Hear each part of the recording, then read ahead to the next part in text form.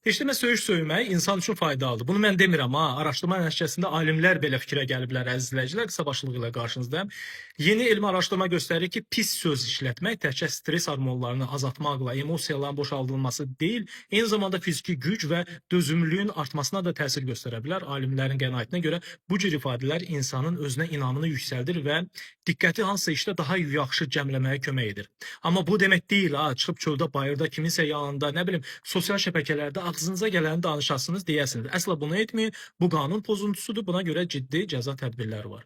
Nəysə, deməli, Kelly Universiteti ilə Alabama Universitetinin alimləri tərəfindən aparılan birgə tədqiqatda iştirakçılardan fiziki tapşırıq yerinə yetirmələri istənilib. Onlar stulda itələmə hərəkəti edərkən hər 2 saniyədən bir ya seçdikləri söyüşü ya da tam neytral bir sözü təkrarlayıblar. Nəticələr maraqlı olub. Söyüşdən istifadə edən iştirakçılar neytral söz deyənlərlə müqayisədə hərəkəti daha uzun müddət davam etdirə bilib və tapşırığı daha effektiv şəkildə yerinə yetiriblər. Alimlərin fikrincə söyüş heç bir dərman və ya əlavə enerji mənbəyi olmadan asanlıqla əldə edilən təbii performans artırıcı rolunu oynayır. Az öncə qeyd etdiyim kimi pis söz işlətmək qanun pozuntusudur. Həm də sosial, peşəkar və ailə münasibətlərində mənfi təsir göstərə bilər, əziz izləyicilər. Stresi idarə etmək üçün daha sağlam üsullar da var. İdman, meditasiya, nəfəs məşqləri və s.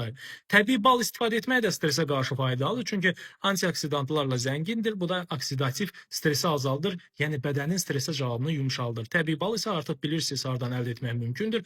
Əlbəttə ki, Astaralı Arşi Vidadidən 051 546 39 39 nömrəsi ilə əlaqə saxlayıb sifariş verə bilərsiniz.